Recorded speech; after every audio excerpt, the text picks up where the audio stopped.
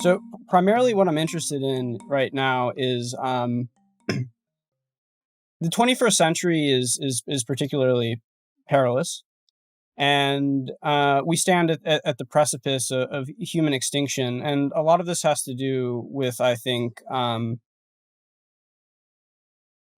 taking responsibility as individual persons for the kinds of beliefs that we have.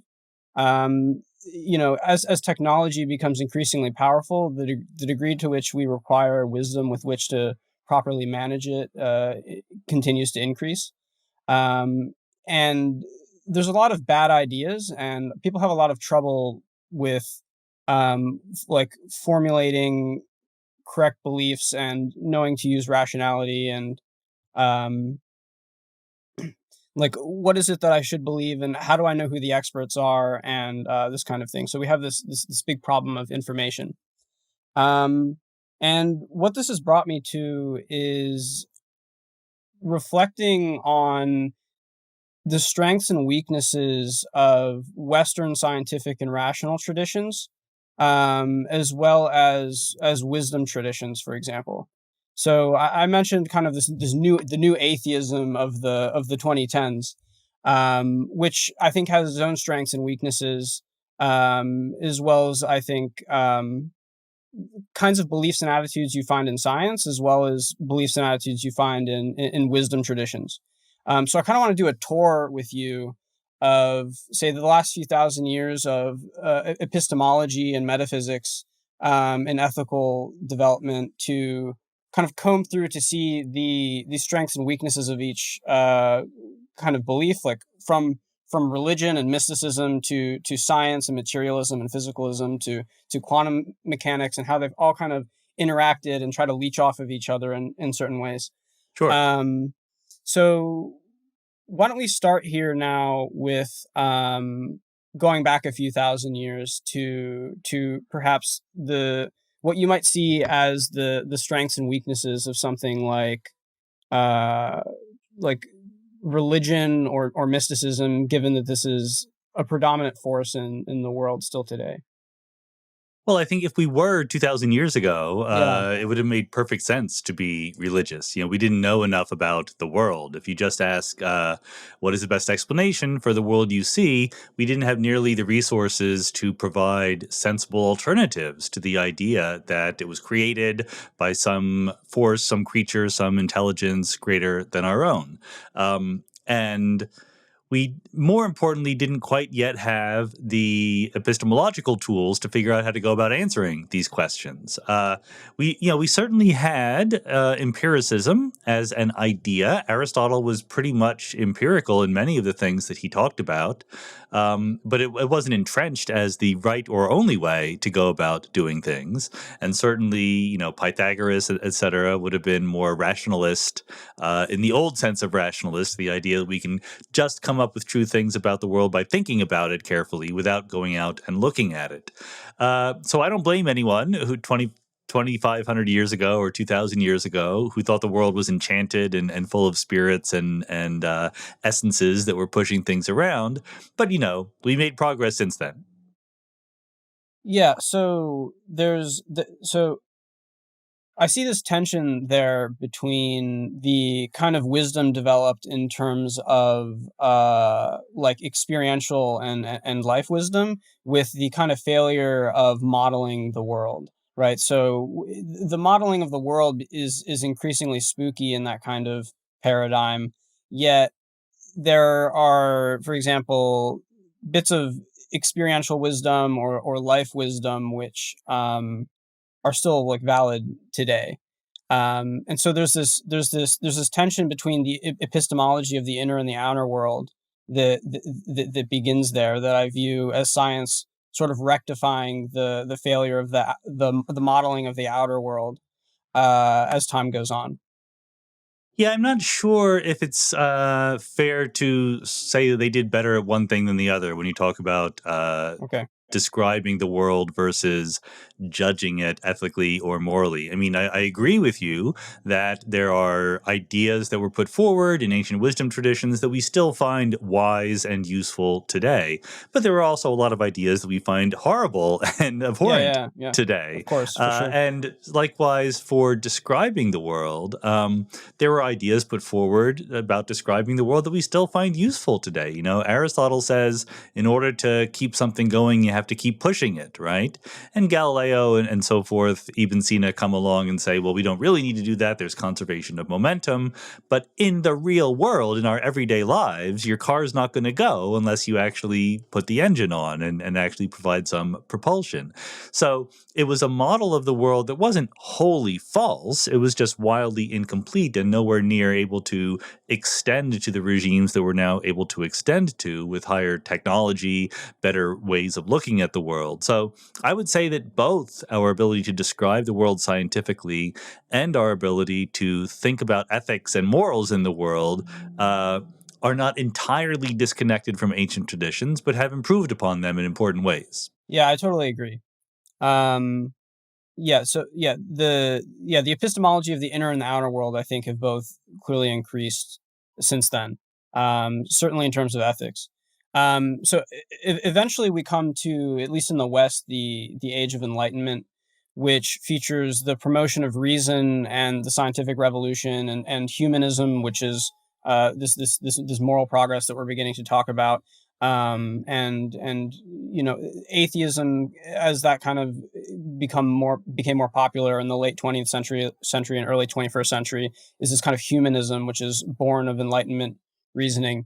There's also philosophical progress, obviously. And so here there seems to be this epistemological valuing of reason as primary, and sort of like language and communication as the methodology by which we come to like moral truths and also scientific truths.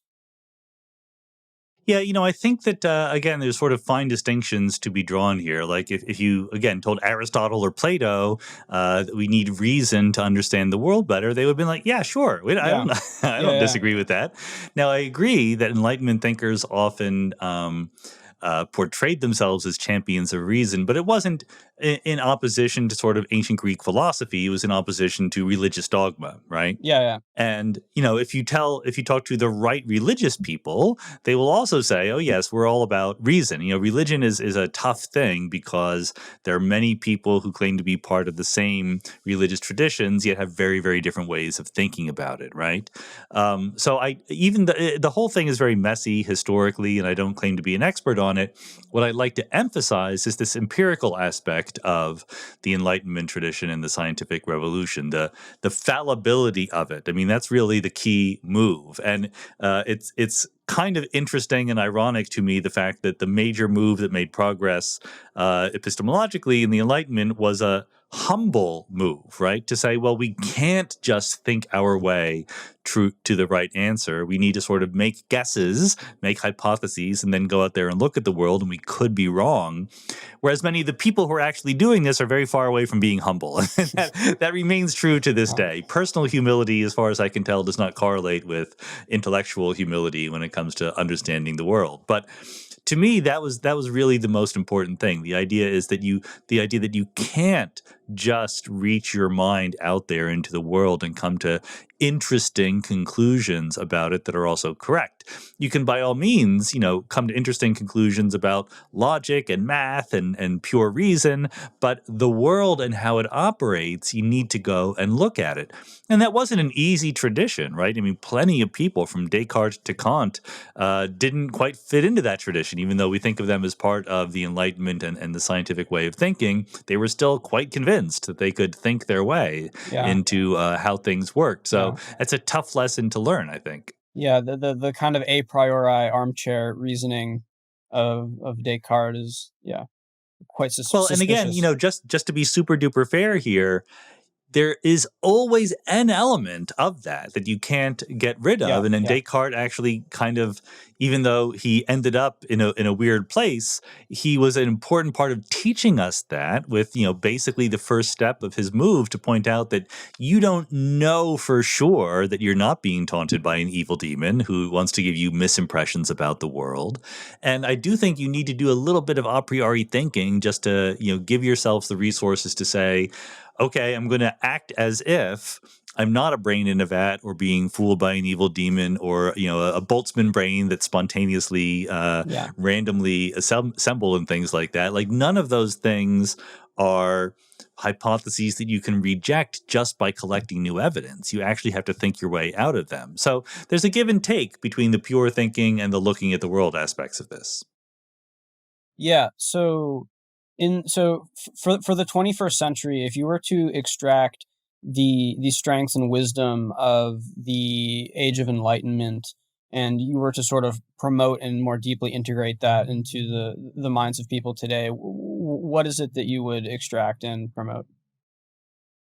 Oh, I mean, there's so much, really. It's like we said, this humility towards thinking about how the world works. And if you want, it's a little bit of it's a huge dramatic oversimplification of how things go, but that builds into a Bayesian way of thinking about the world in our modern language, where you say, I have a bunch of things that could be true. I assign credences, degrees of belief to all the different possibilities I can think of, and then I go collect new information to update my credences and hopefully home in on the truth. And actually, I think, even though I haven't really looked at this super carefully, we haven't yet, within the tradition of Bayesian reasoning or fallibility or hypothesis testing, we haven't done a good job of explaining what counts as new evidence that we can use to update our beliefs. Like, sometimes you don't actually have any new data or information, you just realize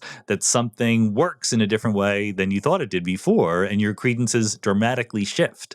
That's a tricky problem. Is that new information? It's kind of new information, but it's not new data. You haven't collected anything new about the world. But anyway, okay. That's a sidelight. I think this one idea that we don't know how the world works. We have a bunch of credences for different possible ways it could work, and we go about updating our credences. That's one thing I would take from the growth of the Enlightenment.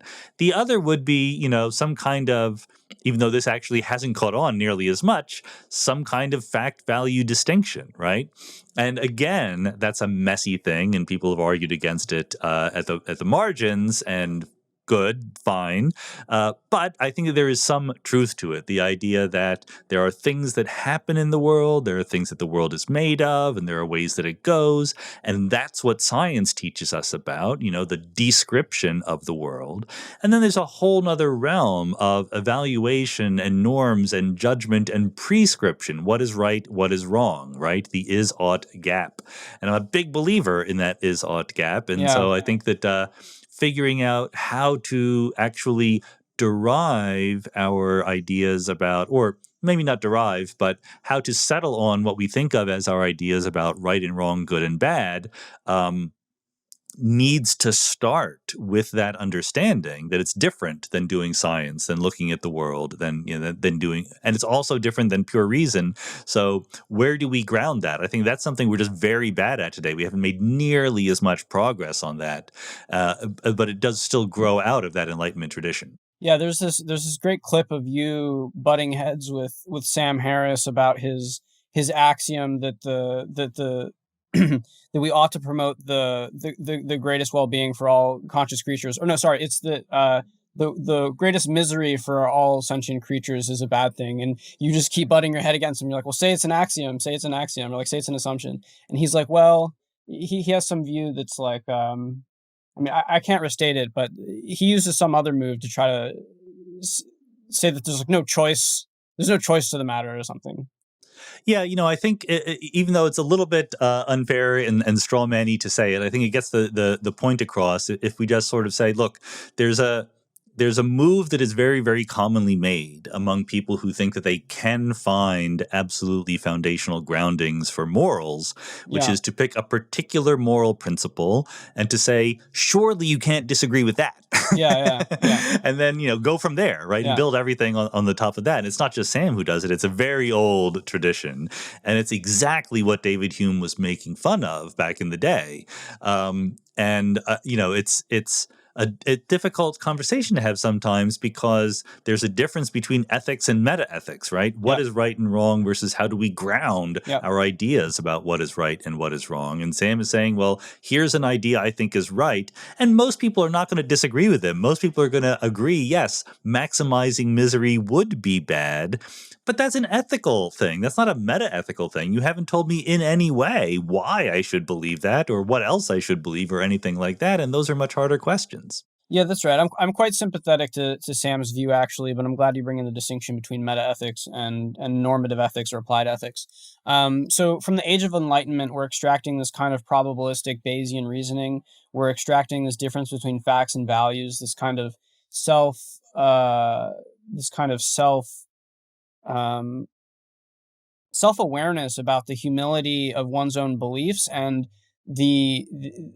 how values are often derived from conditioning and culture, and that there may be some sort of more formal or potentially formalizable meta-ethical structure, which you implicitly have. You don't even know you have it, um, and that is sort of upstream of all of your beliefs that you're consciously aware of. And so bringing light to that whole uh, situation is illuminating, like, ethically, in terms of your self-awareness as a being in a civilization, um, and no longer taking anything as absolutely true.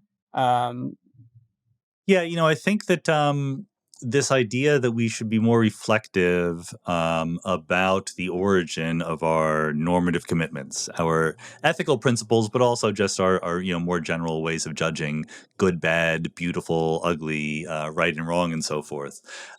It's a tough one to do because these things are things about which we have intuitions, right? We have strong feelings. And I would argue that, when we turn these into fancy moral philosophies, really what we're doing is just systematizing those intuitions. So, that is the basis on which we're making these judgments. And people don't like that. People don't want to admit that. They all have the intuitions, that they admit that, but they want to ground them in some absolutely foundational thing, just like Descartes wanted to do for our knowledge of the external world. And it just gets very complicated because the external world, I think, really does exist. It's objectively out there, but our knowledge of it does require some leaps. Whereas on the moral or ethical side, there's not even anything out there. we're doing nothing but leaping, and we have to become comfortable with that, and nevertheless develop ways to talk to each other, to reason together, to live in a society where different people can affect each other, and being honest about meta-ethics is a good starting point to that, but a really hard one to get people on the bandwagon for. yeah, I mean, so I feel I'm not sure how I feel about the claim that metaethics is just leaping from intuitions. I mean, that would seem to be the case for any kind of intellectual discipline. Is that we have intuitions and that we formalize systems that are either analytic or synthetic based off of those intuitions. Well, I mean, quantum mechanics does not come about by formalizing our intuitions. It comes about by being forced into it by data, which morality does Well, not. the intuitions are, I've like the value of evidence, the value of reason, intuitions about mathematical axioms that are, like, analytically true. Sure, intuitions Um, play a role, absolutely, but so does data. So does yeah, that's information we right. get from the outside world in a way that moral axioms are not fixed by data in the same way. Well, the place where I might disagree with that is the consciousness itself being the data. Is that people who take qualia seriously might say that there's a kind of ineffable good or bad property to certain experiences, and that is a kind of data. I think this is the kind of move that Sam might make. And that is your data. It's not like evolution has just front loaded us with intuitions that are born of game theory, but rather there is the interaction with consciousness in a way that gives you information about what is good and bad. It doesn't, though. It gives you information about what is pleasant or unpleasant. To judge whether it's good or bad is a separate move. Some people like unpleasant sensations. Yeah, so that's going to quickly get into meta ethics. So we can maybe loop back around to this. I'm interested in kind of moving through the rest of the history of thought. Though I think this is interesting and fertile ground for conversation. So, all right. I think it wouldn't be fun if I let you get away from religion and mysticism without talking about any of its advantages that you might see. Oh, I mean, I think there's plenty of advantages. I mean, like I say in my book, The Big Picture, it would be crazy to think that for thousands of years, the most rigorous, careful thought about the human condition and what it means to be a good person and so forth was done within these religious traditions, and we end up with nothing useful from that, right? Of course, the boundary of what you call a religious tradition is a little slippery, especially when you leave the Western world and go into Eastern ways of thinking. But I'm very, very open to treating all of what has been learned and thought about in these traditions as potential sources of wisdom, just like I'm open to treating fiction and storytelling and biography and good people's lives as potential sources of wisdom also. Sure. So I think that this is part of the systematization that I talked about. Moral philosophy is a lot more than just listing our intuitions, because our intuitions are mutually incoherent, right? There's no rule that says that our intuitions form some sensible system. That's why things like trolley problems are difficult, because we have competing intuitions that push us in different directions. Likewise, when we read, or experience something from a religious tradition, it might poke us in a way that we might otherwise not have been poked, that makes us reflect, that makes us think, what? Yeah, I should have turned the other cheek that time, right? I should have been able to be a better person, and this experience that I'm reading about helps me in that way. Now, can I point to very specific examples? I don't know. I mean, that's hard for me to point to specific examples because, our culture has been embedded in religious traditions for thousands of years, so much so that things that might very well have counted as coming from a religious tradition have now been, absorbed by the greater culture. So I'm not enough of Sure. a Yeah. human historian or anthropologist to tell you which ideas came from where. All right. So let's pivot here into materialism and kind of Newtonianism, which is born and is relevant to the age of enlightenment. So when I'm talking about materialism here, I'm talking about the universe is being made of kind of like substance. This kind of more Newtonian paradigm, which is not yet quantum physics, but is this kind of substance, matter, like little tiny stuff that obeys Newtonian mechanics.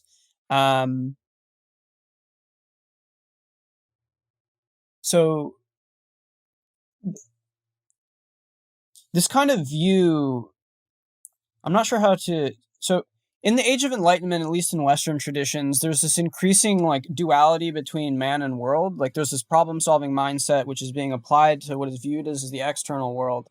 And this is also, I think, couched in Abrahamic religions, which have kind of embedded themselves in our language and view of the world, where you're kind of visiting the universe. You're here for a short time, and then you die. You like leave to go back to the ultimate place. You have a soul, and so you're visiting this place. And this kind of Enlightenment thinking is this very dualistic problem solving, uh, like experience with relation to the world. So this is kind of emerging, and this is emerging alongside an increasingly materialistic view, at least among scientific and intellectual circles, which is like, okay, we're all just like stuff and matter. We're basically machines. Um, And so this is kind of overlooking a lot of the introspective and experiential and qualitative aspect of things to some degree. And what's born of this is like logical positivism in the early 20th century, which you can talk about perhaps the virtues and vices of that. Reality from this perspective is much more intuitive and mechanical. So what is your perspective on this kind of shift in paradigm and this kind of evolution in human intellectual thought as we're getting closer to the present day? Yeah, I think that it's both important and good in some ways, and you can run too far with it in some other ways, right? It's all in contrast to what was believed before, before the scientific revolution and the Enlightenment. Of course, you would have associated life and thought with something that is very different than matter in motion, obeying the laws of physics, Elan right? Vital. Yeah. And you would have, depending on what tradition you were in, you could have talked about spirit or whatever. Descartes tried his best, right? Princess Elizabeth of Bohemia tried her best to let him know that he was making some leaps that weren't quite legitimate, but still, it was, again, he was a big part of the scientific revolution. So I do think that, so just maybe some of the viewers here don't know, I'm a super duper physicalist about these things. I don't believe there's any special extra realm for thought or essence or spirit or mind. But I don't like the word, I don't choose the word materialist in this sense. Obviously, one reason is that it's been there's a whole nother definition of materialist that has to do with how much we like money and things like that, but that's okay. There's also a whole nother definition of the word naturalist that doesn't stop me from using that word.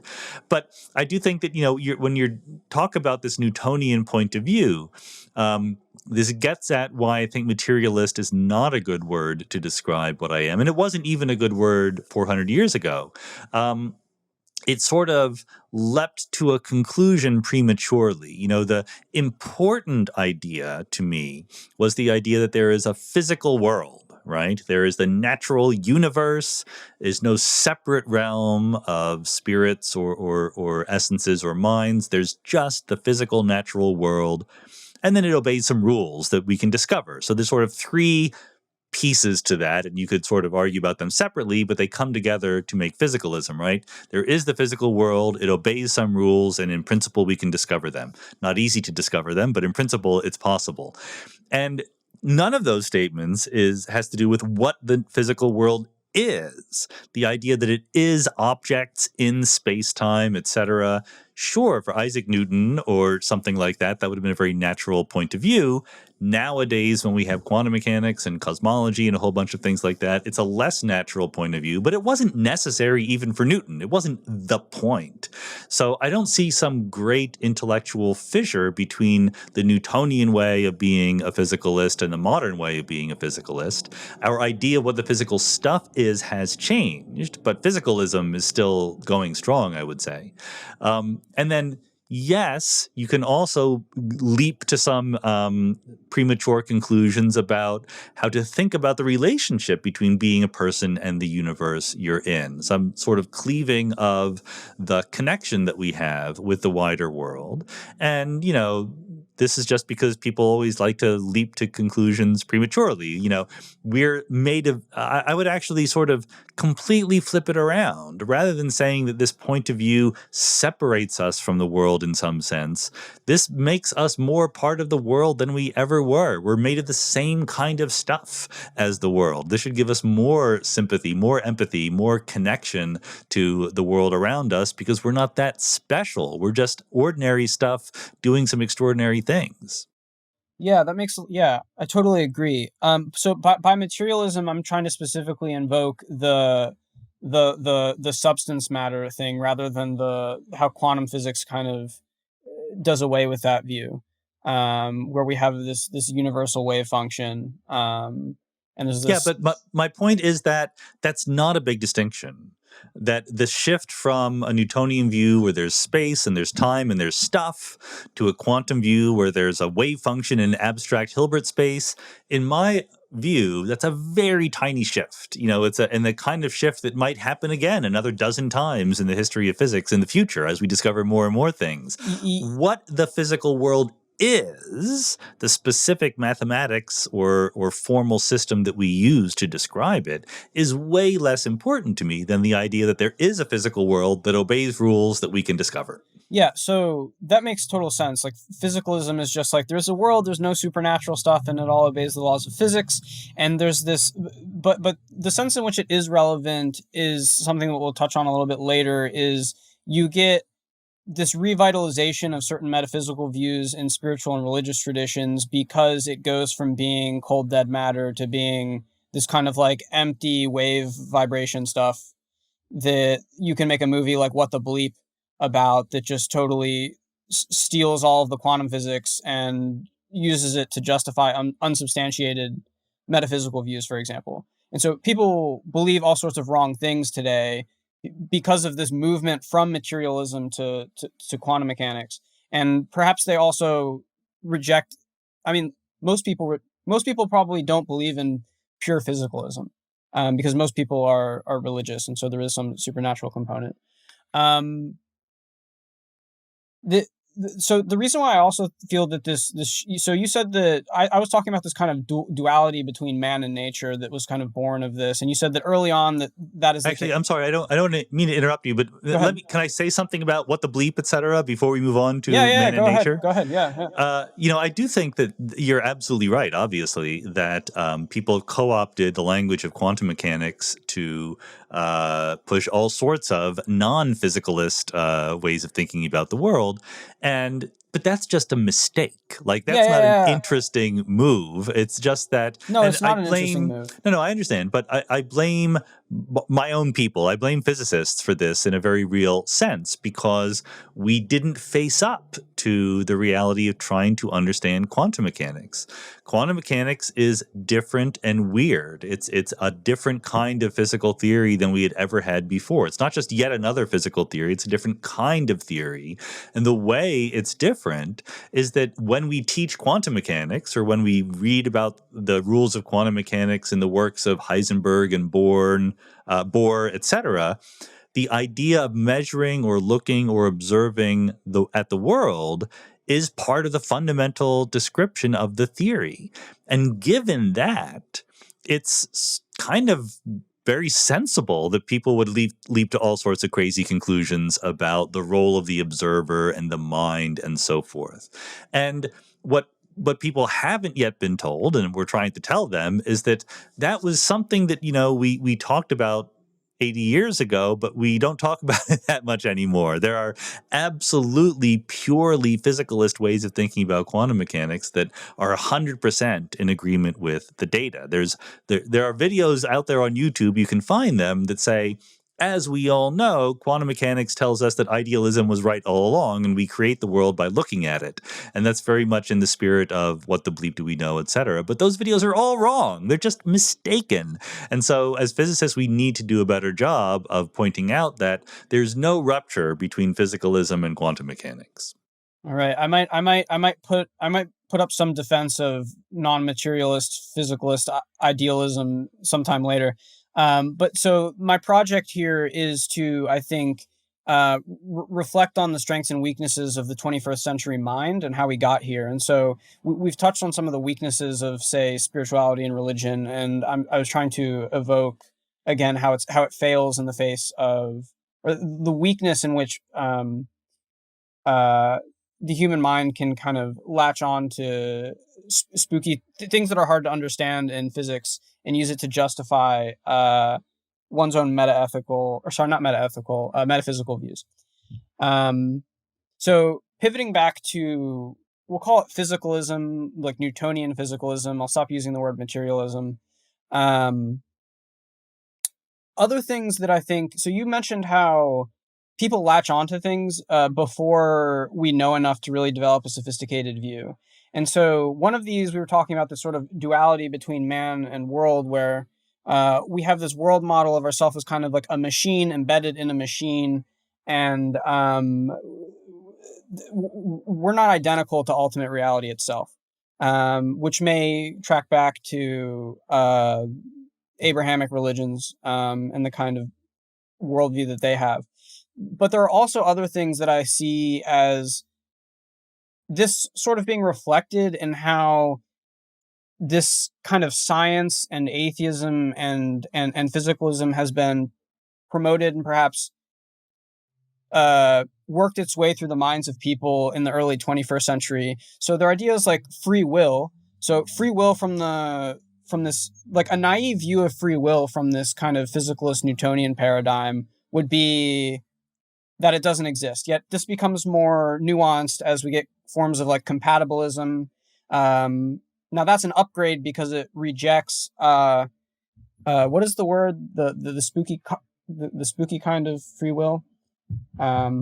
Libertarian. Yeah, libertarian free will. That's right. So it's an upgrade because it's rejecting libertarian free will. Yet there's a sense in which this view is, I think, if one takes this naive view of free will and one takes this sort of dualistic view of self and world that is born of this physicalist Newtonian view, it leads to a lot of like suffering, which, I mean, I can speak for myself that I feel like less happy or like there's less well-being in my life from, I no longer hold these views in the way that I once did, but I'm trying to point out a disadvantage to a potential consequence of the experience of a human being in this life, given accepting some of these views. Yeah. So what do you think? Well, I certainly think that it's interesting. There's sort of two things pushing in different directions here. One is I'm not going to deny that we might reach certain conclusions about how the world works that make us sad. I mean, it would be the most surprising thing in the world if the progress of science taught us more and more about the world and every single discovery made us happier. The example that I just most obviously use is I would like there to be life after death. You know, I'm not happy with the idea that I will cease to exist a few decades or years or moments hence, depending on how things go. But I accept it. You know, I think that it's the right way to think about the world. The countervailing idea is, people have a very natural predisposition to see the sunny side of whatever worldview they have. So whenever they invent a new worldview, they try to explain why, in fact, it's better, right? In fact, it's actually, very liberating and so forth. And I think, and I feel that, and I want to sort of resist it because I know it's a temptation. It's a cognitive bias to sort of, paint your existing situation as what you wanted all along, right? The fox and the grapes. But it might also be true that a new worldview has some positive aspects to it. So to me, the fact that, life exists for a typical human being for a century or less is too bad. I'm not going to say it's better than the alternative, but there are good aspects of it, right? I mean, it makes the moments that we have here in the world more precious if you think that this is the world that we have. This is the life that we have to experience. It's not just a dress rehearsal for something coming up after the fact. So it's not, in my mind, our place to argue that, first figure out what's true and then ex post facto say, and that's the best of all possible worlds. But it is our place to say, okay, this is true, and let's find the good aspects of it. Yeah, so I'm not trying to say in some sense that the truth has to always make us happy in a sense. Yet I think there's this claim in wisdom traditions, for example, that that like the truth is ultimately liberating. Or I think some kind of more conventional truth, some more conventional wisdom is like the truth will set you free. That one's a little cringy for some reason to me. But so when I was talking about free will or the Newtonian view, like those aren't necessarily true depending on how sophisticated your understanding is of them. But I see this tension here between what you're saying is like, yes, the truth doesn't have to conform with what we expect or want of reality. Yet at the same time, there seems to be the strength in wisdom traditions, which says that like, even if that's the case and you're suffering now because it doesn't seem to be the way that you wanted it to be, it will ultimately pacify you in some deep sense. Well, I think I think this is actually a very difficult, fascinating thing to think about because I would like to claim, I'm not completely sure this is true, but I would like to claim that nobody wants to be misled at the moment, right? No one wants to actively say, please tell me false things that will make me happy, right? We do that to other people. We decide for them that they'd be better off being misled, right? Or We by keep lying to them. unpleasant truths from them, but they never ask us to do that.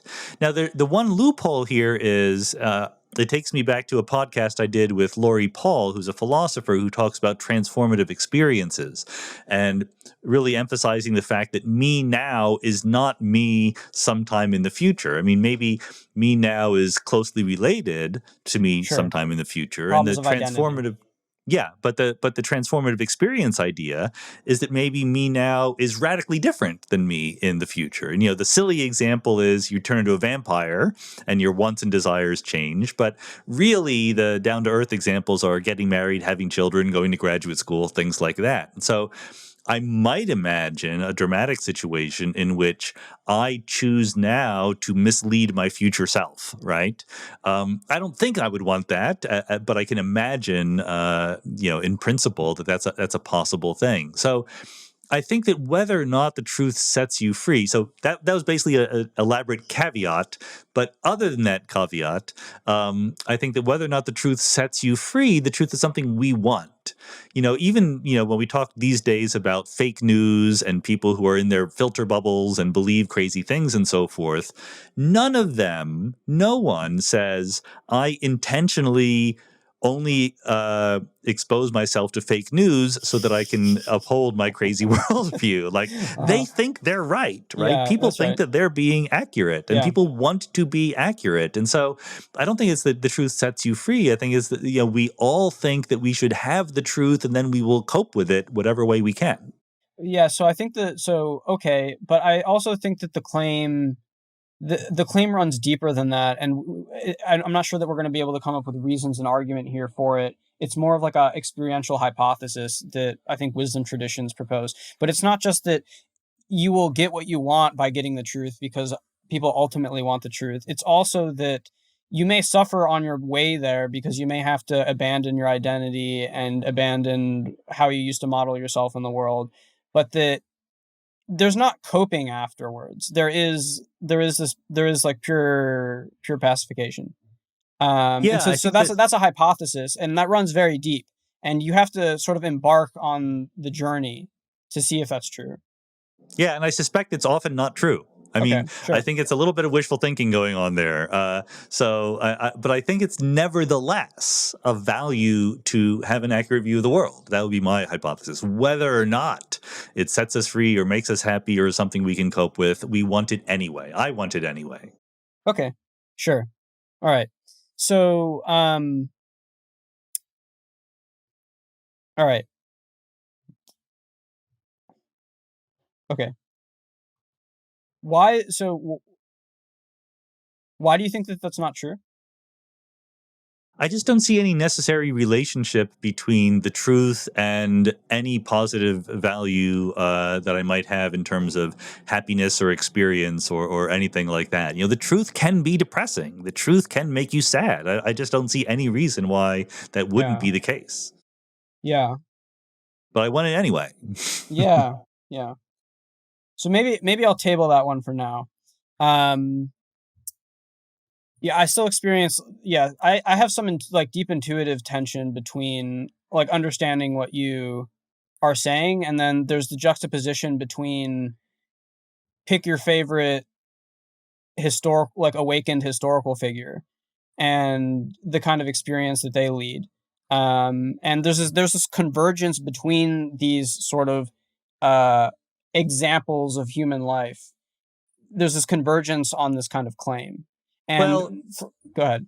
I mean, there is a counterclaim. Sure. Owen Flanagan, who's a philosopher at Duke University, points this out to me. He says when he goes into his class, he says, think about the historical figures that have really, for whatever in your personal view, have made the world a better place, right? Whether it's Jesus or Florence Nightingale or Gandhi or Martin Luther King. So think about them personally as human beings. Do you think that they were happy? He says. And, maybe they were, or maybe they weren't, but happiness is not the first thing that comes to mind. They were struggling to make the world a better place. And I think that's, there is this temptation to say that one good thing is every good thing, that good things just go along with each other. And I think it's a little bit more honest to say, good things can be in tension with each other. Knowing the truth doesn't make us happier.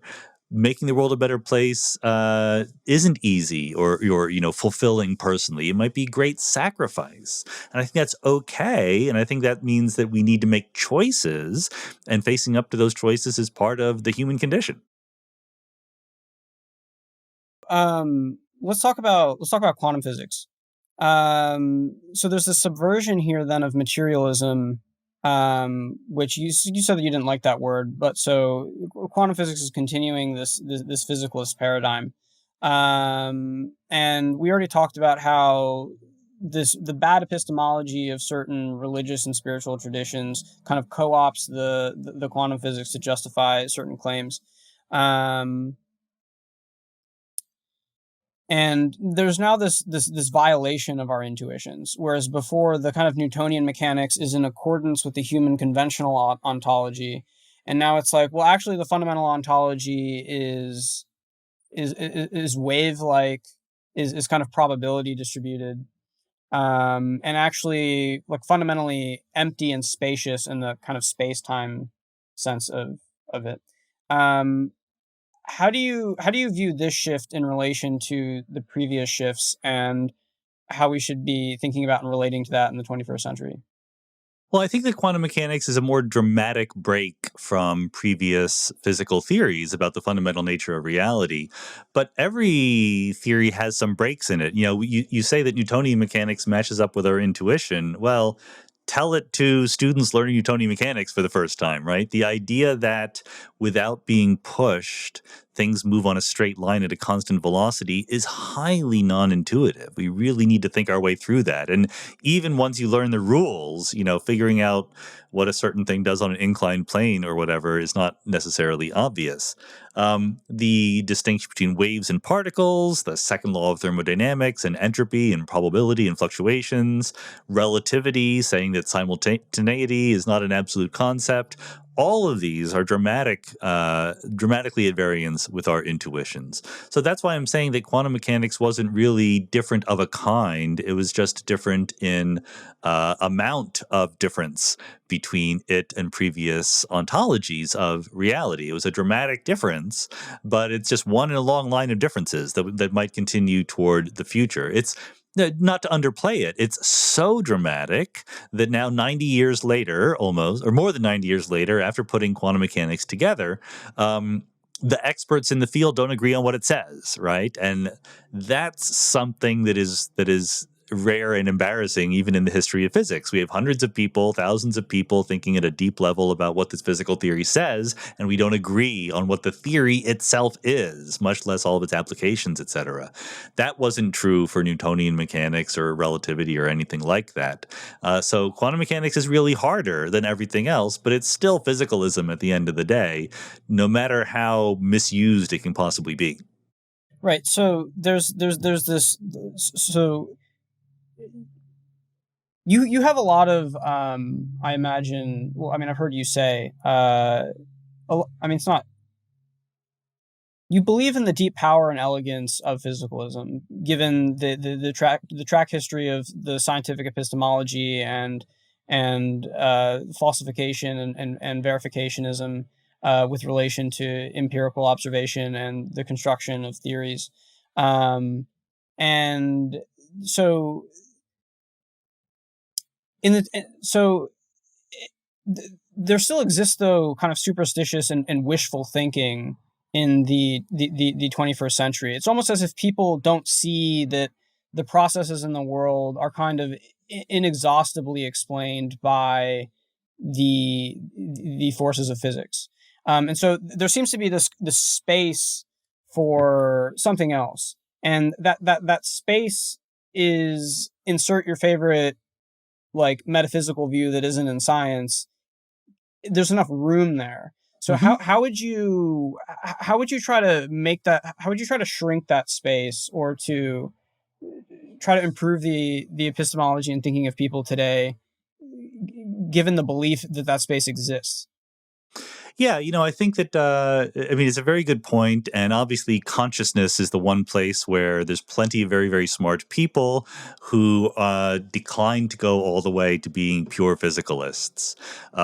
For various reasons, various arguments. David Chalmers' hard problem and the zombie argument, but other people have various ways of getting to the conclusion that mere physical stuff will never be enough to account for consciousness. So here's how I would put it. Number one, physicalism has been incredibly successful at everything else, right? Like if you, even if you're David Chalmers, you completely buy that, there's not ghosts and demons out there, that we can explain the universe and what it does in purely physicalist terms. Furthermore, it's very hard to come up with any sensible alternative to thinking of the mind and its manifestations as physicalist. And this goes back to Princess Elizabeth and the interaction problem, right? Like, if you say there is something that you need in addition to the physical stuff, then you have to face up to the fact that we have a theory describing what the physical stuff does, right? Given the fact that there are electrons and protons and neutrons in your brain, we have physics that says what that stuff is going to do. And that includes pushing around your breath and your tongue to make sounds and make words and express your inner life, okay? So if you don't believe that physics is sufficient to account for that, then you need to tell me why our laws of physics are wrong. Because they make unambiguous predictions, and you're saying if that's not enough, you're saying that those laws are wrong. And so how does this ineffable stuff somehow push around my tongue and my breath to make me say different sounds than I would say if I were in a purely physical world? And finally, I would point out that if physicalism were correct, right, if it were just stuff moving around in complicated ways, what is the thing that would be the hardest to account for? What is the thing that we would account for last in our working through all the difficult things in the world? Well, it would be the human brain, because that really is the most complex structure that we know about in the universe. So it is zero surprise that physics as yet, or physicalism even, has not completely accounted for everything that human beings do in terms of their consciousness and their thought and things like that. Of course we haven't done that yet. It's hard. That's not evidence it's not doable. It's just going to take time. So I would think that, there's a huge preponderance of evidence that says it's by far the simplest, most reasonable hypothesis that someday we will entirely account for consciousness on the basis of physical stuff. That's not to say we know for sure. We haven't done it yet, but it's absolutely the way to bet. Yeah, so this is making me think of your conversation with Philip Goff. And I think another aspect of this here is that if someone doesn't have this history of science and how the the completeness of physics at this current point in time, if something happens and it seems kind of like a miracle or something, that seems to be outside the bounds of the physical theories from that kind of first person experiential point of view. Whereas, really the world is a large complex system and unusual things happen every day. And the failure to kind of integrate that perspective with something that seems unique or strange gives credence to these unsubstantiated metaphysical views that then leads to this kind of poor epistemology in many other places, from politics to conspiracy theories and everything else. So I really do want to get into the Philip Goff stuff, because I think it's really interesting in terms of this tension between the qualitative and quantitative. When you talk about the application of physicalism and the kind of scientific method, because you're saying, so the human brain, for example, is the most complicated known object in the universe, in the known universe. And we have this first person conscious experience. And you say you feel confident that because we have this ever increasing body of scientific knowledge, that this most complex object is, it's the last thing to figure out before the sphere of scientific knowledge kind of encompasses it. Yet, taking kind of the position of Philip Goff here, or I might even put up a bit of a defensive idealism here, is that understanding is like an increasingly, that would just be like that sounds like fully mapping the neural correlates of consciousness. And you have this view where you say, so there's this thought experiment of, what is it, Mary? Yeah, Mary the color scientist. Mary is the colorblind scientist who lives in a black and white room, and she's never experienced the color red. And so from a strictly like personal consciousness perspective, there's the claim that she's missing some kind of information about what the actual qualitative color of red looks like from the perspective of consciousness. Whereas she could understand the entire neural and causal structure at the level of underlying physics of the wavelength of the light and how that goes in and is processed by the brain. David Chalmers refers to that as the easy problems of consciousness. And so it seems like you're saying that, and so sorry, your view is that, and so I'm not trying to speak for you here, but your view as I understand it is that if you give her the information about the neural correlates of red and then you instantiate it in her, that's how you transfer the full information of what redness is. Well, I would just try to, be more careful about the idea of what redness is and that information. Okay.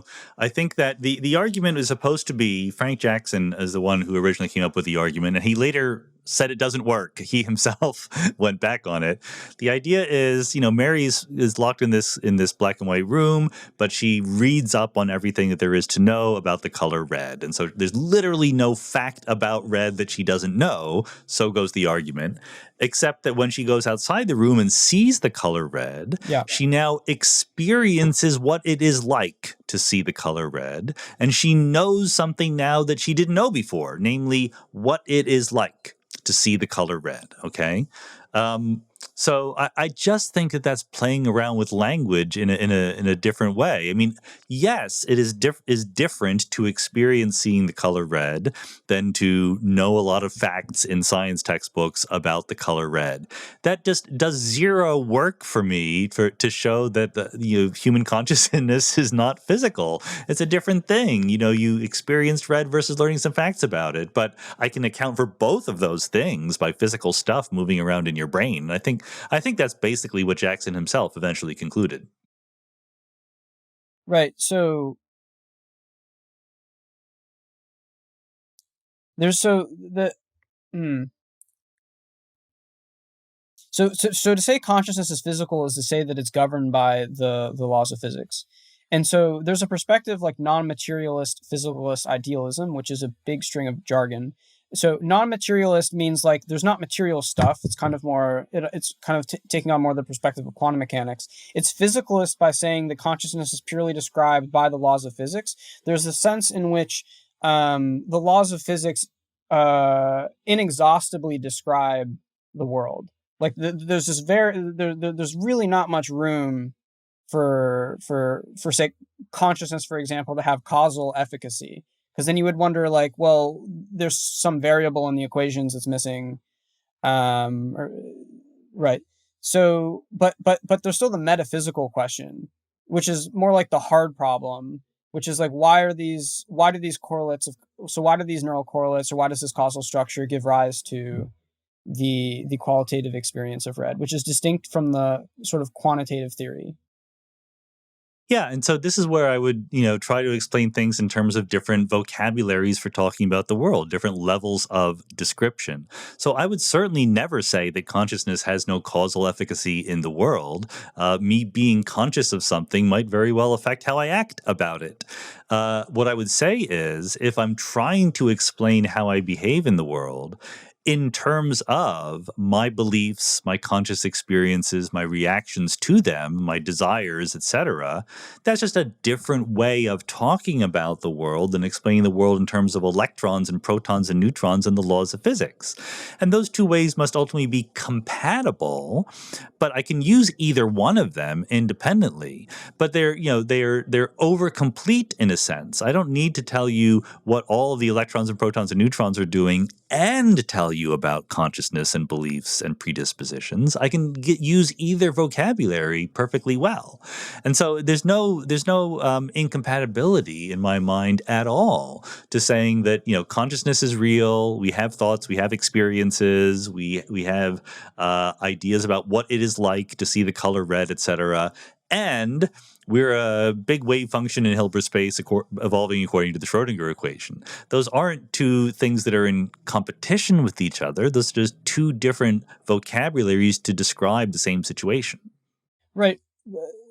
The thing here that seems to be maybe escaping me, or where there's kind of a desire for clarity, is around the metaphysical status. So in the non-materialist physicalist idealism, the solution to like why there is consciousness is because there is this like the ground of being to physicalism is consciousness itself. And so like human beings are identical to fundamental reality. And when so fundamental reality, like privately from like within the inside, is aware. And has a qualitative nature to it, which seems to be in tension with the quantitative descriptions that we can give about the causal structure that underlies the qualitative aspects. And it seems to be of a different kind. And so there's this question about like the metaphysical status, which seems not to be answered by say quantum physics or whatever else. Well, certainly not by quantum physics. I don't think quantum physics has anything necessarily to do with it. But I just don't think that idealism survives confrontation with the real world very effectively. You start with the idea that mind or consciousness is fundamental, and the huge barrier to pushing that forward is the fact that the external non-conscious world seems to be objectively real and highly complex and independent of our mind. We human beings experience the world, and there are aspects of it we wouldn't have guessed, and we learn about them, and they're the same for all of us. So at the very least, you have to say, in addition to minds and consciousness, there is some physical objective outside of consciousness reality that is able to be experienced by us. And then you realize that if you believe in that, you don't need to believe in the minds and consciousness as being special. They can just be aspects of that physical reality. So I don't think that, the idea that we have internal conscious experiences, therefore, somehow by some chain of logic, we need to include that as a category in our ontology, just doesn't seem to have much purchase for me. Right. So I think that the non-materialist physicalist view, though, is that that there isn't an external. There is fundamental reality, but the ground of that reality is all mind. So you're saying that there is there's external reality outside of mind, but the view is actually that like the ground of that is just more mind, and it's isomorphic to like physicalism and like the laws of physics. The mind is inexhaustibly described by physics. It just seems to be wildly unhelpful to do that. I mean, if I can just say there's a physical world and it obeys these laws, what am I gaining by saying there is a notion of mind, not like an actual mind in someone's brain, right? But some much more ineffable metaphysical thing, mindiness that contains all of that physical reality. Seems to be entirely backwards in terms of explanatory elegance, in my view. Right, but the place that I see that it's helpful is it explains why I, for example, being identical to fundamental reality, am having an experience. So could you explain like what your perspective then is on consciousness and how it arises and what its ontological or metaphysical relationship is? Well, I think that at the level of our vocabulary for talking about human beings, consciousness is an extraordinarily useful idea, an extraordinarily useful category. You know, the thought experiment of being alien and coming down and observing human beings, and, you know, you see them talk to each other. You say, you know, you hear them feeling, you know, saying, "Oh, I'm sad. I'm happy about this. Oh, I saw red yesterday."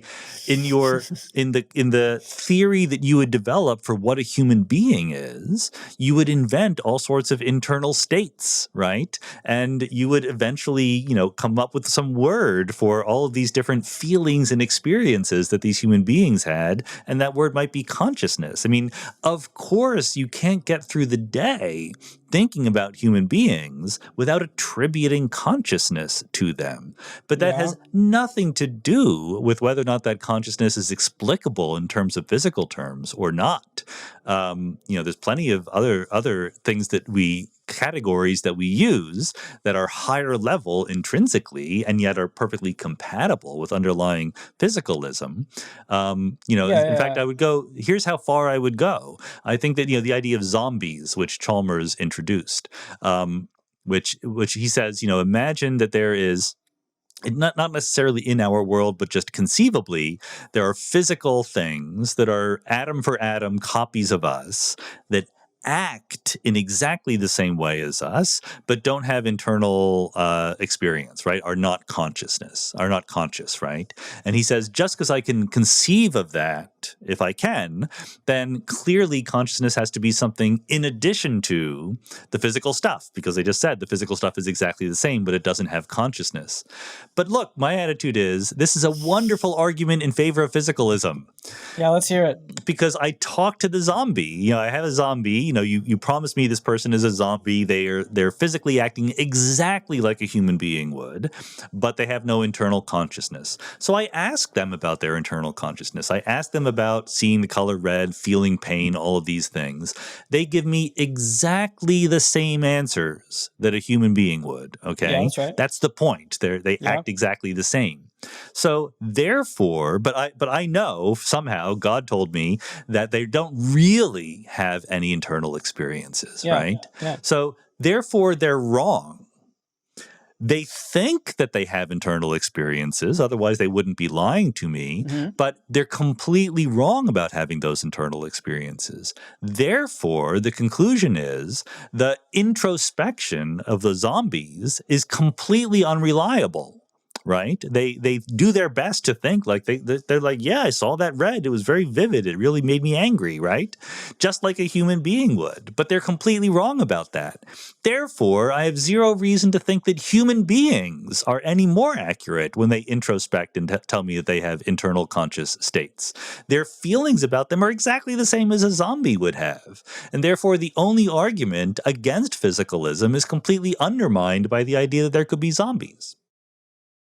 So if to summarize that, it's that those worlds are indistinguishable because there's no epistemic tool for saying whether or not you're actually conscious, because they're causally isomorphic, so you wouldn't know whether or not you were in the conscious world or the unconscious world. It's basically that, but it's a tiny bit stronger than that. The only evidence that you have Uh-huh. that there is something called consciousness over and above the physical world, you've just argued is completely unbelievable. It's completely unreliable. So there's zero evidence. Sorry, I don't understand. If you think that there can be zombies Yeah. that give you that tell you all about their inner experiences, Yes, but don't have it. but don't have it, then you must believe that the connection between inner experiences and what you say about them, what you report about them, what you think about them is entirely 100% unreliable. Yeah, that's what I meant to say. Is that the report is completely unreliable because the report is the same in both cases. Right. So I think that's a really good objection, actually. And even in non-materialist physicalist idealism, if the laws of nature actually, but if there's an isomorphism between red and the neural correlates that structure and are related to red, then the brain could be pointing towards that neural architecture, and the experience could be pointing towards that qualia, and there would still be an isomorphism there, and so that's how you would be able to communicate about it in like a non-physicalist materialist idealism. Does that make sense? Well, I'm not sure that it does. I mean, what's the difference between, I mean, those neural correlates would also exist in the zombie. Yeah, they would. So you're just adding a completely inefficacious extra category to your ontology for no good reason. Well, then, okay. So you have, so there's no, so consciousness for you then is part of our, I think you use the phrase folk ontology. Yeah. Sorry.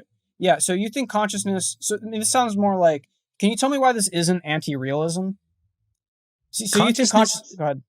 Consciousness exists. It's real. I talk about it all the time. Just like, I ask this question to people like Sam Harris who don't believe in free will. Have you never tried to make a difficult decision? Do you really just say, well, let the laws of physics do what they're going to do? Of course, at the level where we talk about people, we attribute choices and volition to them like we attribute conscious experiences to them. And I'm all in favor of that. I think that they exist, they're real, they should be treated as such.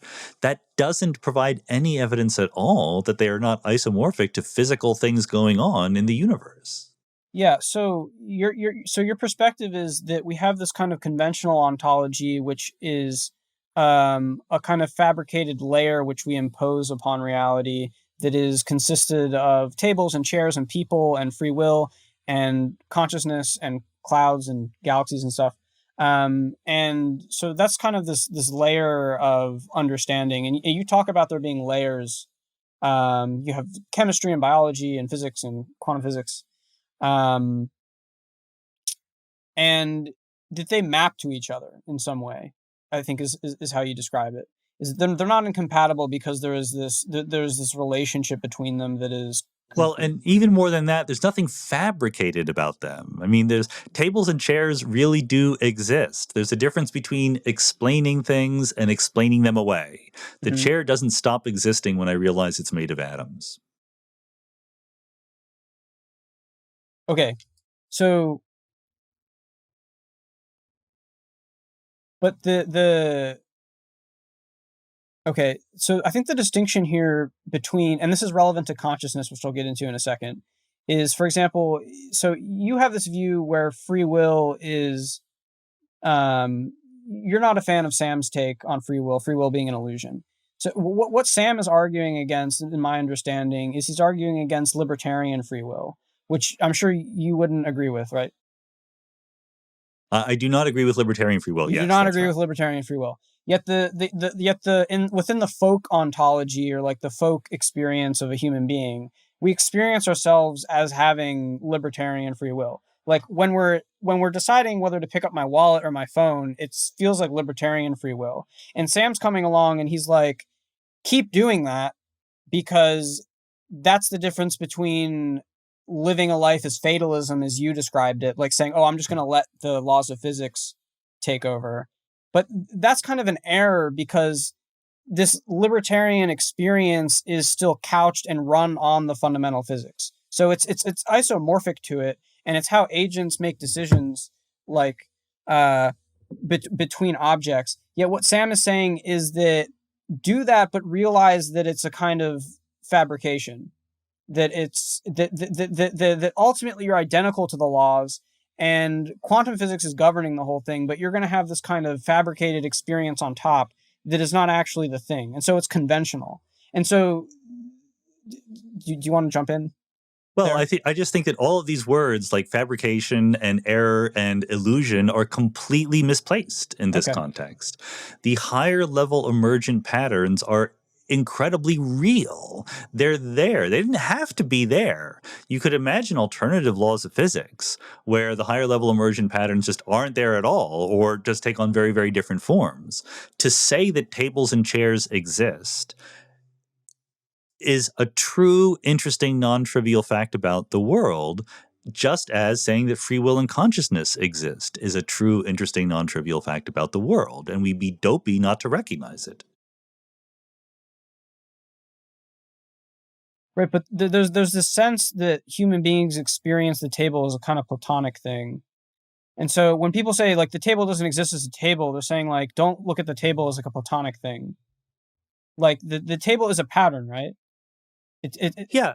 So the when you say like people in their everyday lives imagine they have libertarian free will, I don't know. I don't really necessarily care. They imagine they're making choices. That's all I care about. Whether or not they imagine that they are yeah, we do imagine that. that they have the ability to violate the laws of physics while making those choices, I don't think that that's actually part of their decision making process. I think that that's like setting up a straw man to knock down. They're making choices, and that's what matters. Yeah, so okay. Yeah, and I mean that's the way I use the word free will. So consciousness but consciousness seems of a different kind What do you mean? I because mean, it's not it's like to not in me, the they're both ontology. to me, it would be very, forget about very weird, it would be impossible to talk about the human scale world if you literally removed from your vocabulary any idea that human beings had free will or that human beings were conscious. That's the evidence that these things are real. They play an important, non trivial, non extricable role in our best way of talking about the world at that level.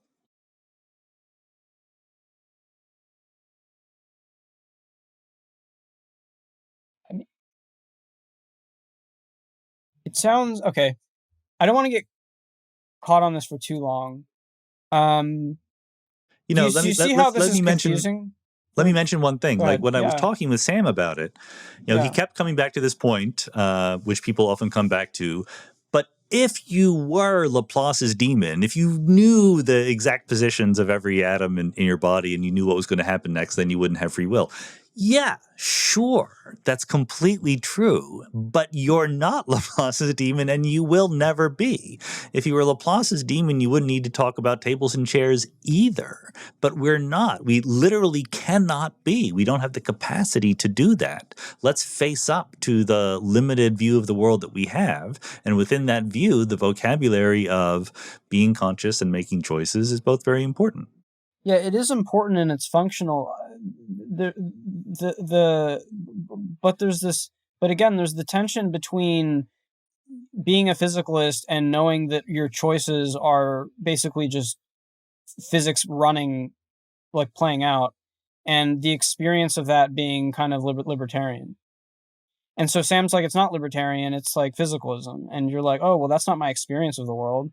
And it's like similarly, it's like, yeah, there are tables and chairs, which are like patterns of physical phenomena, but they're not like platonic independent entities that are like fundamentally different from you. But so I think there's two things that I could say to that. I mean, one is I just don't think that most people, when they go through the world making decisions, Uh huh. are really wedded to the idea that those decisions are independent of the laws of physics. I think they just don't think about that. They just don't care. They just make decisions.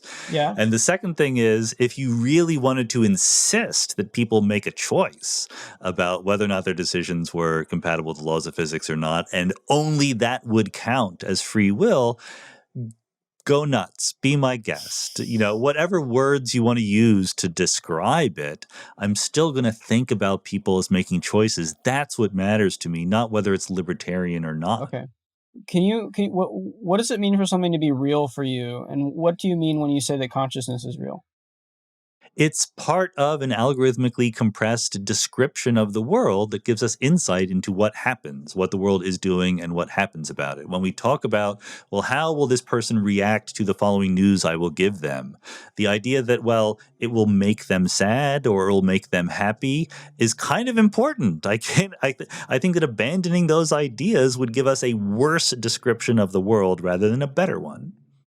Is Are fundamental forces of nature algorithmically compressed descriptions? Yeah, sure. They're okay.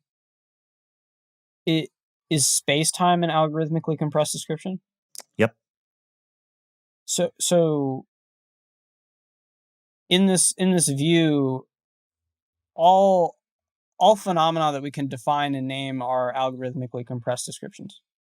Well, there is, in my view, there's something called the world. There's reality, okay? Uh-huh. I don't know what it is. I have guesses as to what it might be, but I model it, right? I pick out Mm-hmm. aspects of it and I describe them and I talk about their relationship and where they might go in the future, maybe definitively or maybe just probabilistically. And I can do that at various levels of resolution, right? And it's useful to me. You know, my favorite example is just the motion of the Earth around the sun. Given the mass of the sun and given the mass of the Earth and their velocities, all I need to tell you is the center of mass location of the Earth and the sun to tell you how the Earth will move. I don't need to tell you the location of every atom in the Earth. That is information I don't need. I have a highly compressed description of that. Now, you can say, well, the center of mass of the Earth isn't real. The only thing that's real is all the atoms it's made out of. You know, bless your heart. Go ahead and do that. I'm still going to use this way more efficient description. It gives me real insight about the world that is a non-trivial feature of the laws of nature. And I can say all of those things about people making choices and people having experiences. Is the description complete, though, when it doesn't include, for example, like laws and principles that are included in quantum mechanics? No, of course it's not complete. I mean, almost, So it's not until we totally have the once accurate. and for all final theory of everything, Mm-hmm. all of our ways of talking about the world will be incomplete.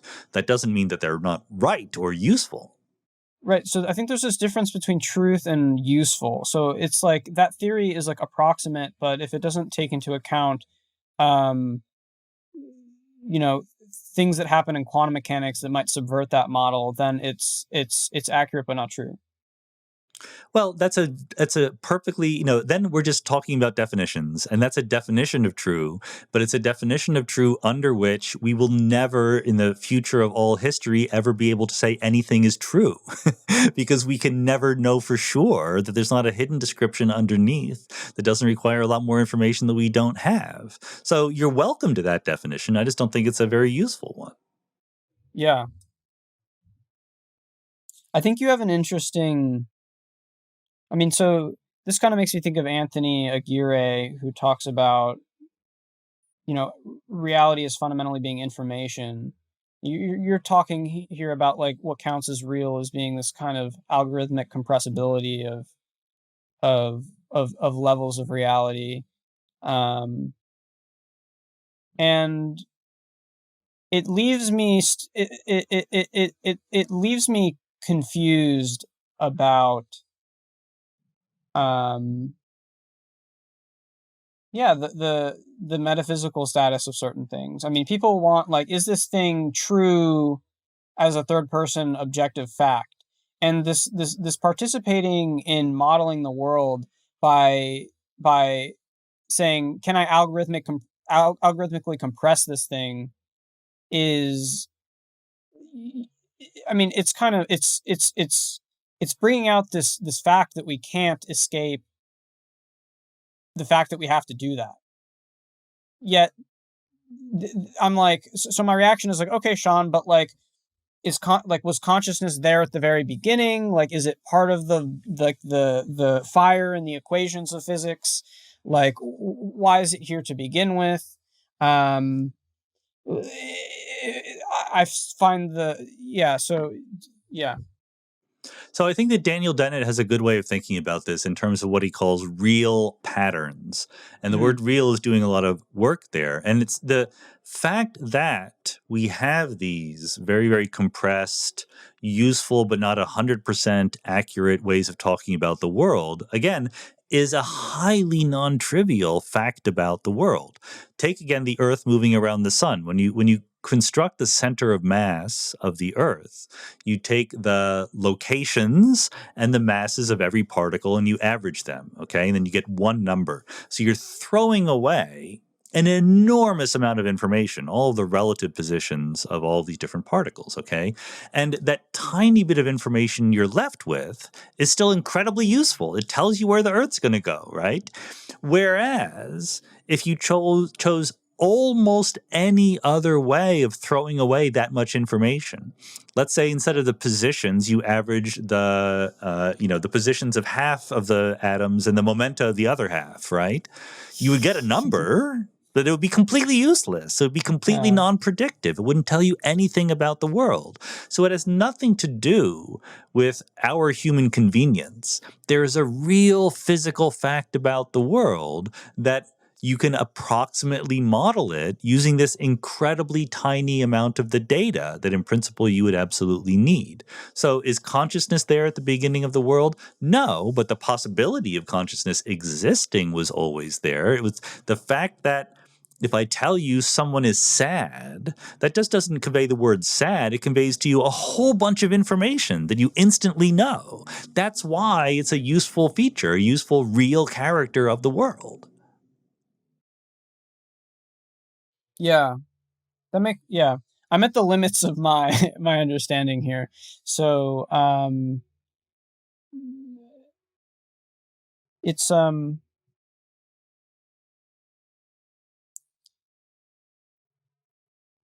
mean, there is that capacity, but it's like you're saying there's quantum physics and there's Newtonian physics, and Newtonian physics abstracts away certain things, but it's still accurate, right? So you just gave this example of the Earth rotating around the sun and the center of mass there.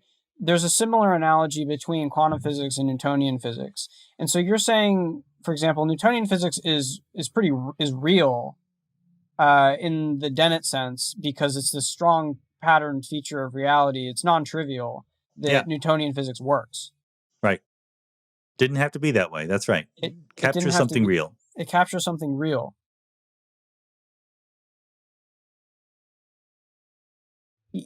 Like, the joke that I sometimes tell is, if you go on a date with someone, your first date, and they say, "Tell me about yourself," do you give them a list of all your atoms and their positions and velocities? No. I mean, you could do that. Yeah. But not only is it impractical because you don't know it, it actually is not useful. Yeah, it's not what useful. Would you do with that? Whereas if you tell them your age and your occupation, your interests, by giving them much less information, you've told them a lot more because you're giving them a handle on who you are at this emergent higher level where we're human beings with interests and occupations and things like that. Right. So the point, though, is that Newtonian mechanics doesn't... I think the reason why I'm getting confused is because Newtonian mechanics doesn't have a kind of fundamental metaphysical status. If we have a theory of everything, it's not included in that theory. It's actually derived from it in some sense, right? So similarly, if consciousness is as a kind of metaphysical part of the world, the way in which gravity and electromagnetism and these kinds of things are part of the fundamental theory is, it's spooky and weird to say that it just arises later in the same sense that Newtonian mechanics does, because we're saying here Newtonian mechanics isn't fundamental. It's actually just a derivable thing, and consciousness isn't a derivable thing like from pattern phenomena later. It seems to be more to be like a core essential primitive thing. It's like primitive. Like you can't. There's no way that it's not primitive. No, I think that there's a big way that it's not primitive. Okay, sure. So maybe I think that's why there's this confusion between, say, you and Philip Goff and people who take idealism and panpsychism seriously. So yeah, I mean, and I don't think it's a close call or a fair fight. I mean, I know that I'm made of all these atoms and they're all obeying the laws of physics. There's no room in there for anything else. But they're the fundamental forces, right? Well, the laws of physics is what they're I said. The laws of physics. Yeah. But then why are you conscious? That's an emergent pattern at the higher level. Why? Well, the laws of physics allow for that, and the specific arrangement of the physical world instantiates it. But it sounds like you're just talking about the easy problem and not the hard problem. I think the hard problem just evaporates. I think that there's not going to be like some brilliant philosopher or neuroscientist 20 years from now is going to say, "I've made a discovery and I now understand the hard problem." I think as we understand more and more about how the brain works and how it gives rise to human beings talking about and Yeah, feeling their experiences, it yeah. will just stop being interesting. Sorry, yeah, that's sorry, that's only funny because it's very interesting to me, and I don't see it becoming not interesting. And so, I mean, I think wrapping up here, it seems that the difference is, so you think that the hard problem will go away or become uninteresting, and then my position is more like it seems primitive, and there's this sharp distinction between the qualitative and quantitative, and the qualitative almost being an innate capacity at the beginning, and where the fundamental forces in this physicalism is only describing the quantitative. And then I'm saying, well, there's this capacity for this purely qualitative thing, like from the start, that seems primitive that I would like to have included in the fundamental metaphysics. And you're saying that it's actually an emergent phenomenon, like Newtonian physics is a phenomena. It's part of our folk. It's part of our folk ontology. It's part of our folk way of describing the world. It compresses a lot of information that is very useful in the same way that when we talk about free will, it compresses information in a way that is useful. Yet it's still it's the hard problem is still compelling to me, and it doesn't make sense. So I guess that's Yeah, my final word on it. I mean, just, I agree with everything you just said.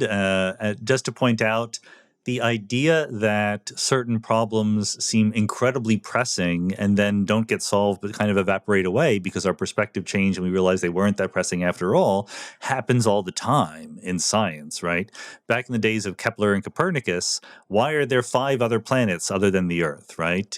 Mercury, Venus, Mars, Jupiter, Saturn. That was an incredibly pressing question, and they came up with all sorts of elaborate schemes to do it. Just 100 years ago, why is the fine structure constant 1 over 137? Arthur Eddington, worked very, very hard at understanding this. And now we know these are just not interesting questions. It's not exactly Wait, what? 137. There's not 5 Uh-huh. planets. We change our perspective on what questions are important and what are not. Wait, okay, yeah. To use a bit of jargon, that's like nomological, right? The brute facts of physics. Oh, we have constants, and so I mean, so I actually think that those are really good questions, and I think there are hard problems of constants. So like, there's a hard problem of consciousness. I think there's a hard problem of, and so if you want like a full theory, then like ultimate reality has chosen those constants. So like, why? Yeah, Uh, sure. It's not an exact analogy, but my point is just that what might drive research and intellectual inquiry forward in terms of questions we're trying to answer might change, not because we answer the questions, but because our idea of what is an important question might change. oh, I see what you mean. Um, I see. So in kind of like a more ethical or moral or pragmatic sense. Well, no, I mean in terms of what are the sets of questions that would give us true insight to answer? Like if you told Kepler, well, the reasons why there's 5 other planets is because we're one solar system. There's many, many different solar systems that have different numbers of planets. In fact, there aren't just 5 planets. There's other planets you haven't seen. It's just an accident of where we happen to be in the world. It's not something that is fundamental in and of itself.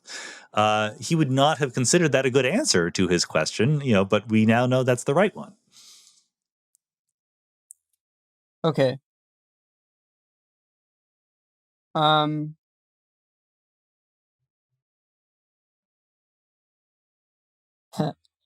so something feels.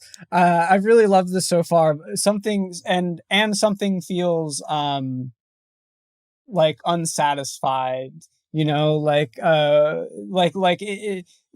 might feel unsatisfied with how I view the hard problem as being serious, and I feel unsatisfied in terms of you kind of explaining.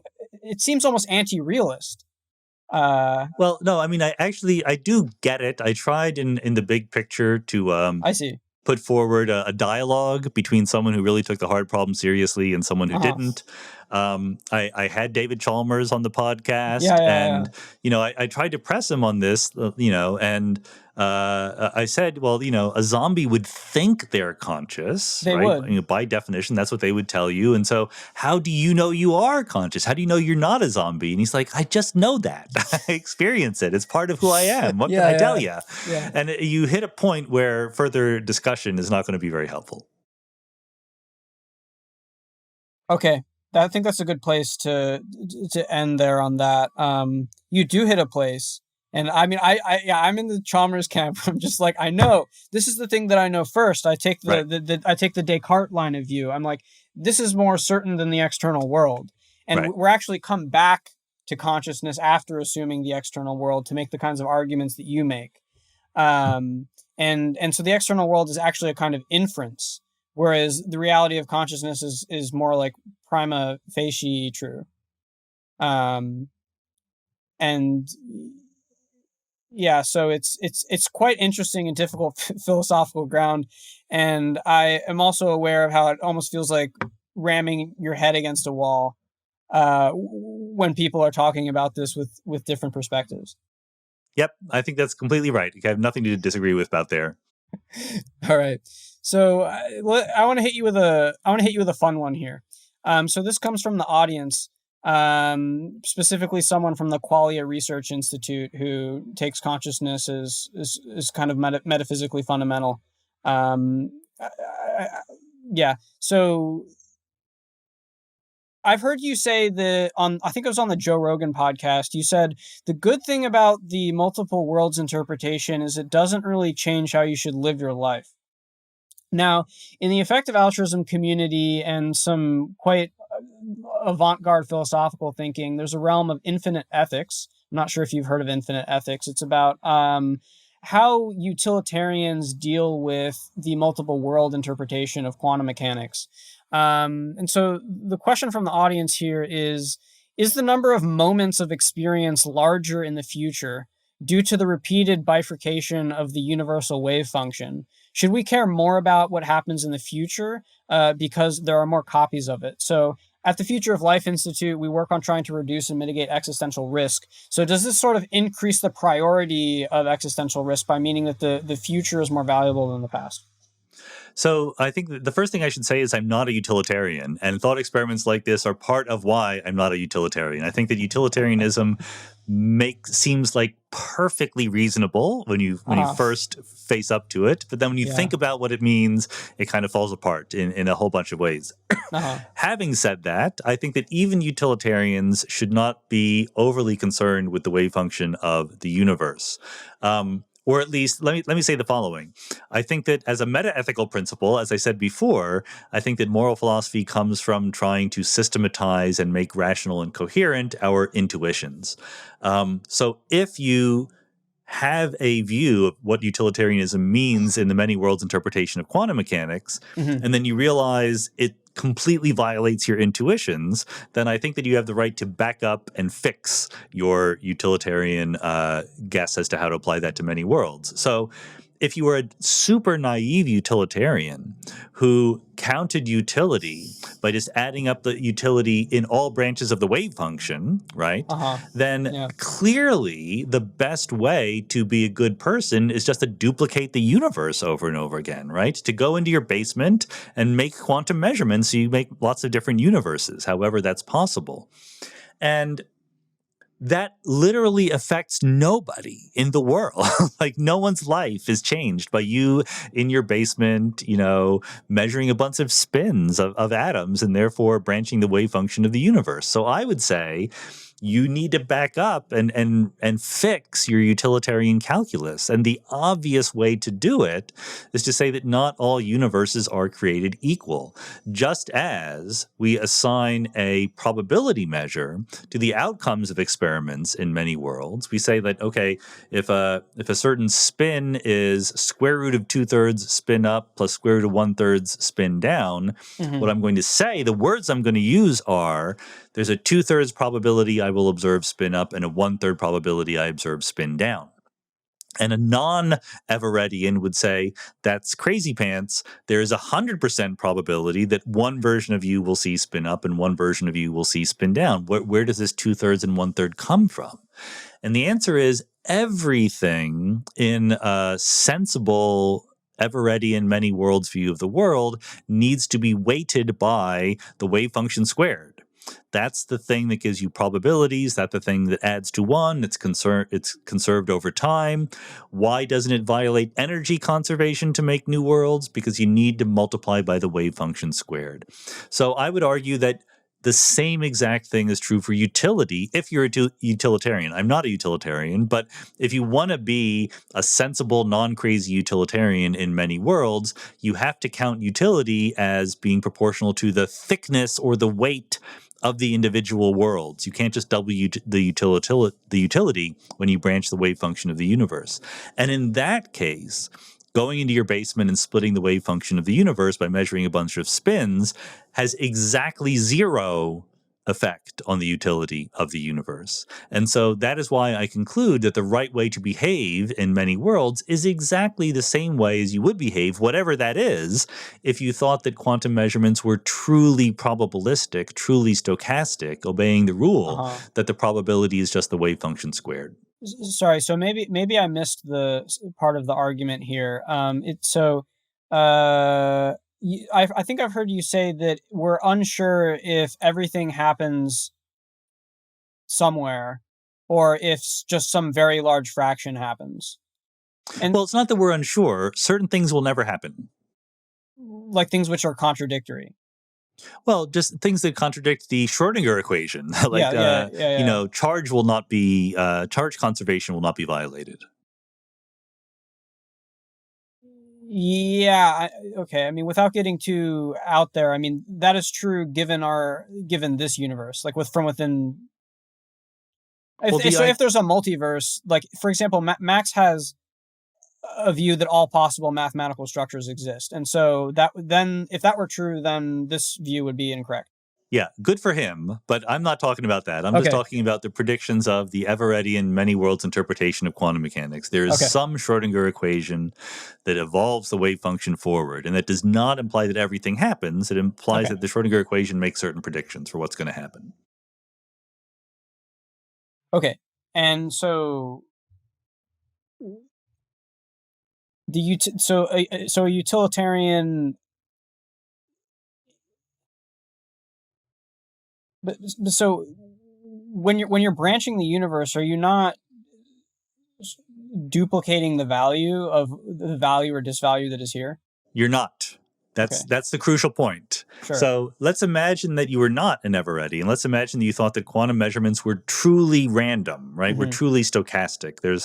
If you measure a spin that is in a wave function, square root of 2/3 spin up, square root of 2/3 spin down, and you just do that over and over again, there's only one world we're imagining, but 2/3 of the time it'll be spin up and 1/3 of the time it'll be spin down, okay? So I would argue that a sensible utilitarian in that case, what are they going to try to maximize? They'll maximize the expectation value of the utility, right? You know, if you think that spin up has a certain utility and spin down has a certain utility, but you don't know because it's stochastic, you should try to maximize the expected value of that utility.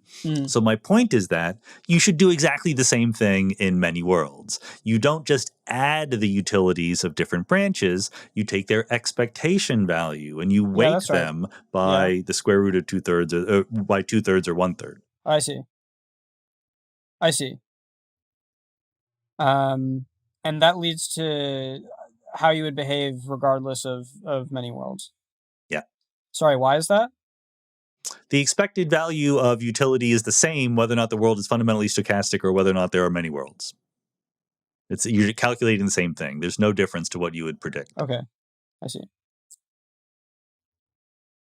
And sorry, why isn't that clear to me? Is it because of how the math works out? I'm not sure why it's not clear, but if you're an Everettian and you say that, okay, I had this spin, square root of 2/3 spin up, square root of 2/3 spin down, square root of 1/3 spin down, and I measure it. Now I say, okay, now there are two worlds, one in Yeah. which it was spin up, one in which it Yeah. was spin down. Yeah. But each world has an amplitude. It's not just that there are two worlds. Uh-huh. One world is square root of 2/3 times this world, and the other world is square root of 1/3 times that world. And whether it's energy or utility, you should take the expected value by squaring those amplitudes and multiplying that by the value in that world and then adding together, which is exactly what you do if the world is fundamentally stochastic. It's the same process. So the expected Oh, value I see what takes, you're yeah, saying. I see.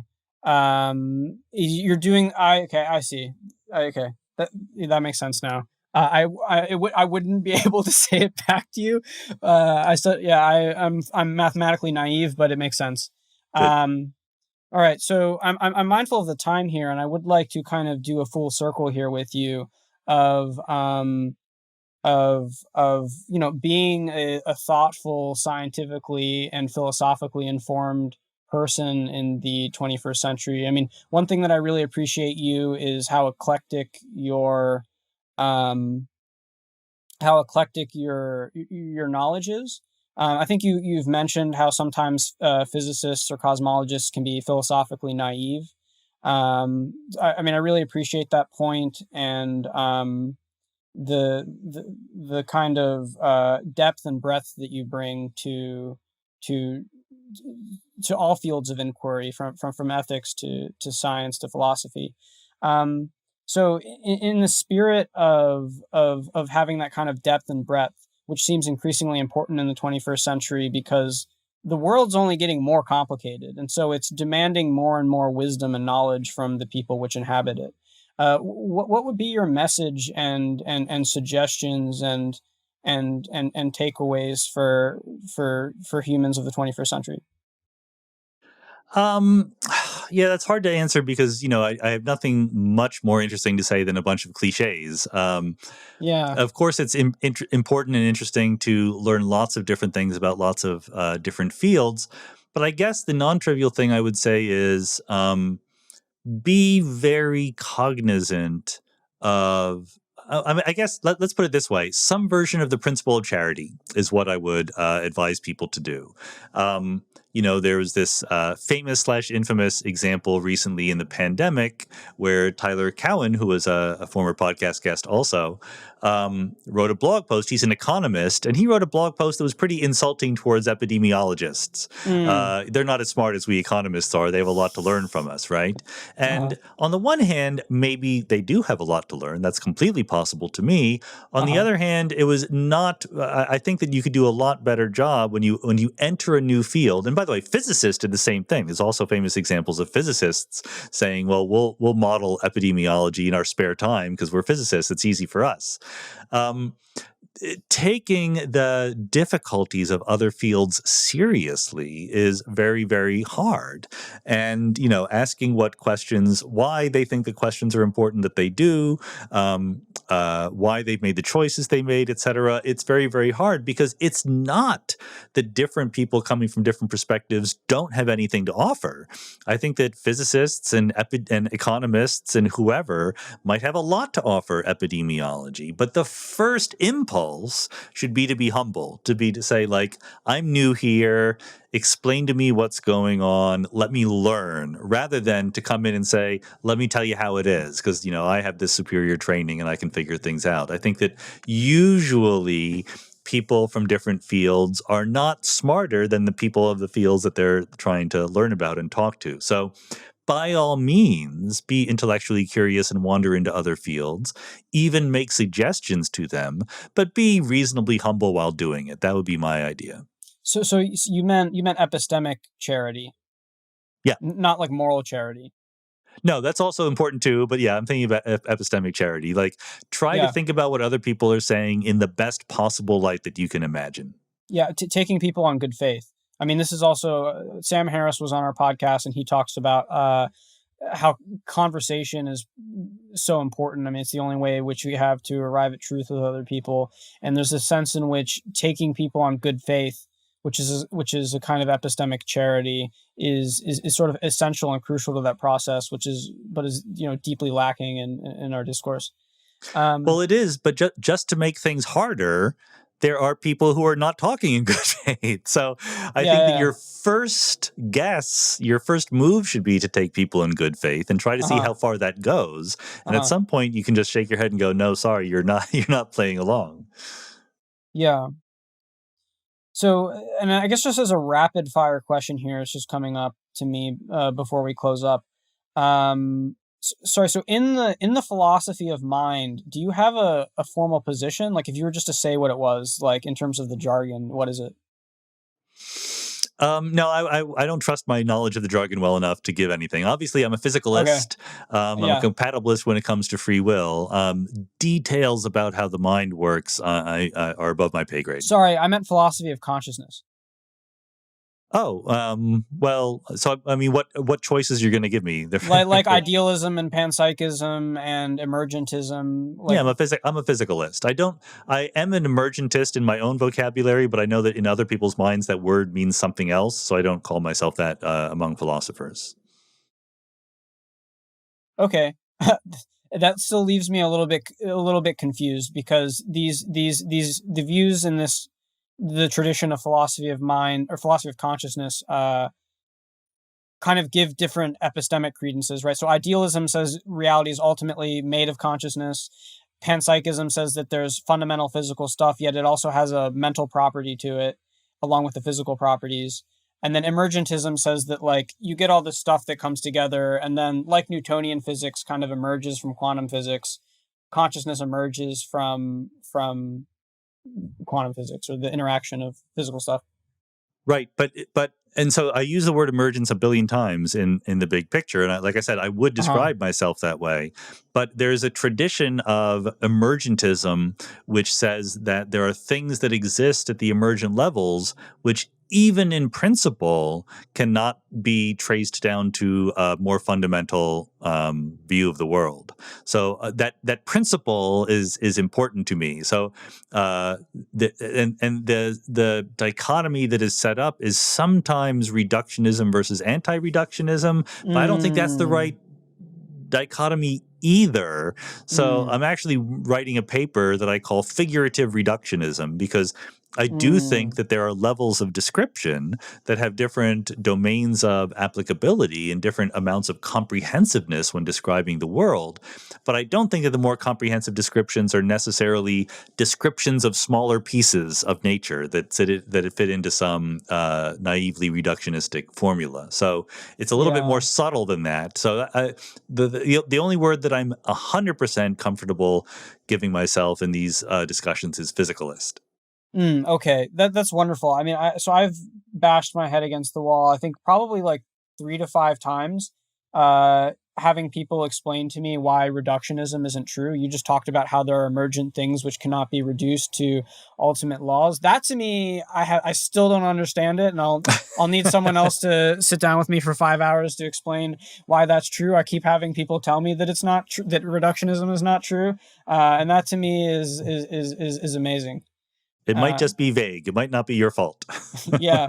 All right. And so, as a very last question, before I want to get your details about your podcast and where my audience can follow you and check you out, and your books, um, do you also have then a sort of a formal metaethical view? You talk about how it's a systemization of intuitions.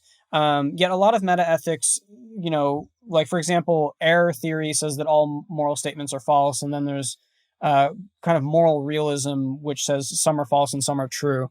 What is your perspective then on metaethics? And Yeah, there I do map on more cleanly to a well-known point of view, which is Humean constructivism. okay, So, not quite a relativist, because relativists will say that morals are relative to some society or culture or whatever. yeah, But I'm not an objectivist or realist either. I don't think that morals are out there to be discovered. I think that we construct them, we make them, and so the difference between Humean constructivism and Kantian constructivism is the idea that there might be one right way to construct them, would be a Kantian point of view, and a Humean point of view is there might be more than one way that you could sensibly construct moral truths.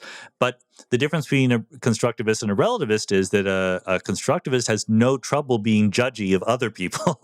Once I construct my morals, I can absolutely judge other people by my standards, and I will try to persuade them that my standards are good ones, and we'll see how far that goes. But there's no guarantee of success. Right, and there's no true or false answer. There's no ultimately third person true or false answers. There's only like what has been constructed given. That's right. My framework. So this is then coherent within this other kind of epistemological framework you have of the algorithmic compression of things. And so metaethics is just kind of an algorithmic compression, or it leads to algorithmic compression of morality into some system which I can then apply from the folk ontology.